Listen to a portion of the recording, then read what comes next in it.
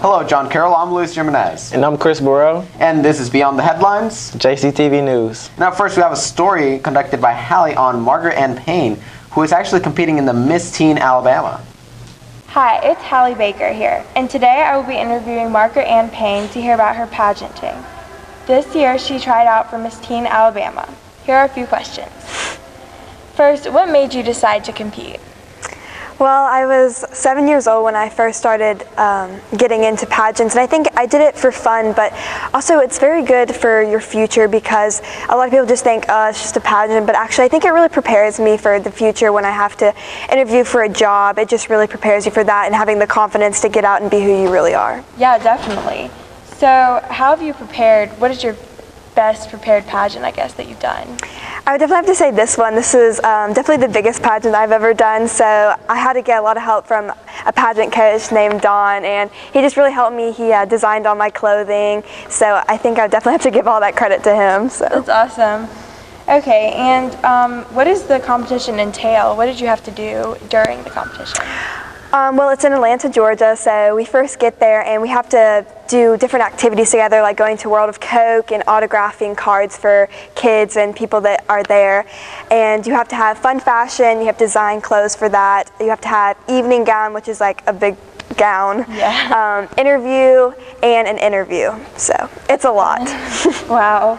And which portion do you think you're best at, or your favorite? My favorite would have to be interview because that's when you really get to know the person and you really get to tell who you are and what you stand for.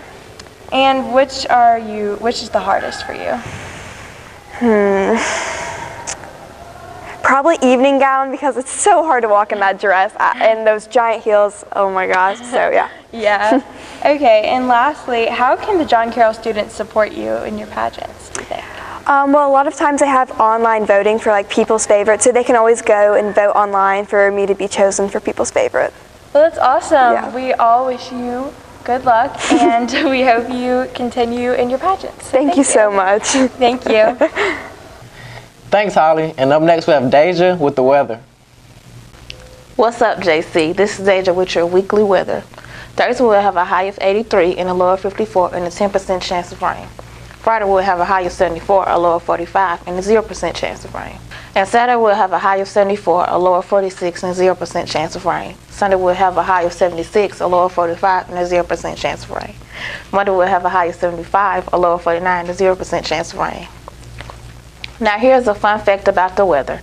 On July 10th, 1913 in Death Valley, California, the hottest temperature in the U.S. of 134 degrees Fahrenheit was recorded. Phew, it's hot in Cali. Now back to you, Louise. Thanks, Deja, for the weather report. Up next we have Joe King with sports. Thanks, Louise. With the conclusion of the football season, here's a couple highlights from last week's games from Pelham.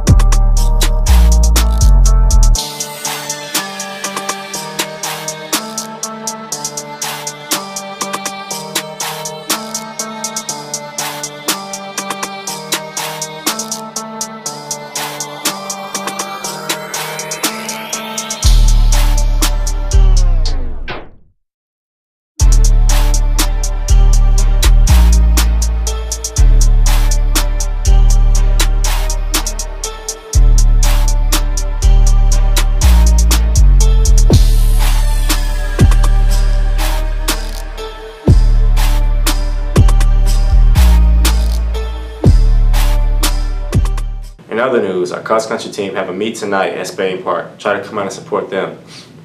And next week, the boys and girls basketball team start their season Tuesday at Clay Chapel. So after you get done casting your vote, make sure to try to come out and support us. That's all. Back to you, Chris. Thanks, Joe. And up next, we have our school president, Noah Smith. Thanks, Chris. This is Noah coming to you live from Paris. Next week, we have the St. Cecilia Talent Show. The auditions start next week, so get ready for that. This Thursday, we have sectionals for cross-country, so make sure you pray for your cross-country runners as they go on to state after sectionals. On November 14th, 15th, and 16th, we have soccer tryouts. And in addition, softball tryouts should be starting anytime now, very soon, possibly even today. All right, thanks, guys. Sending it back to you. Thanks, Noah. And up next, we have a commercial break.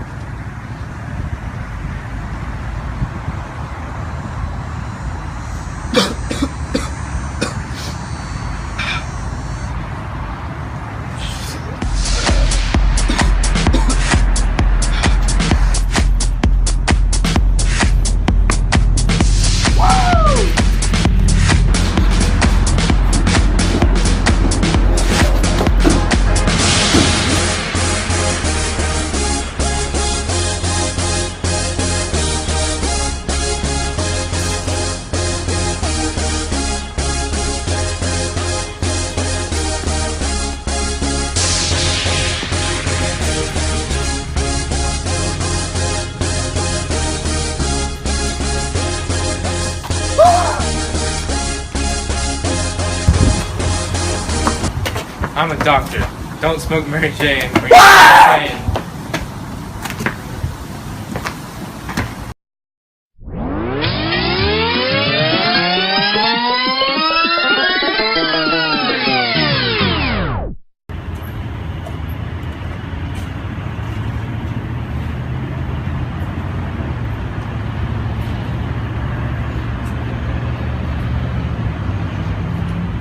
No, I shouldn't do this. Dr. D told me, don't do Mary Jane or you'll go insane.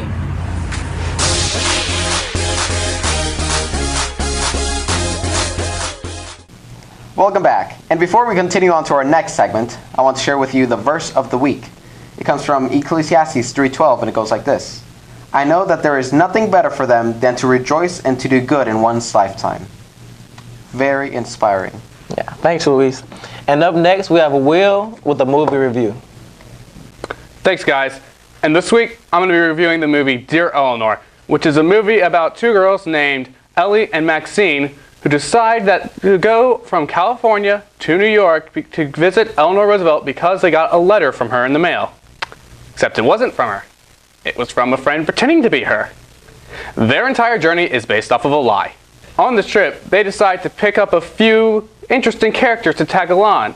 One of them being Maxine's aunt, who is perfectly okay with them going on this trip without any approval from either of their parents. And Frank Morris, who is the most recent escapee and only escapee from Alcatraz prison. I'm starting to question the intelligence of these girls. Overall, the movie is very predictable. I can tell where the plot is going pretty much 98% of the time.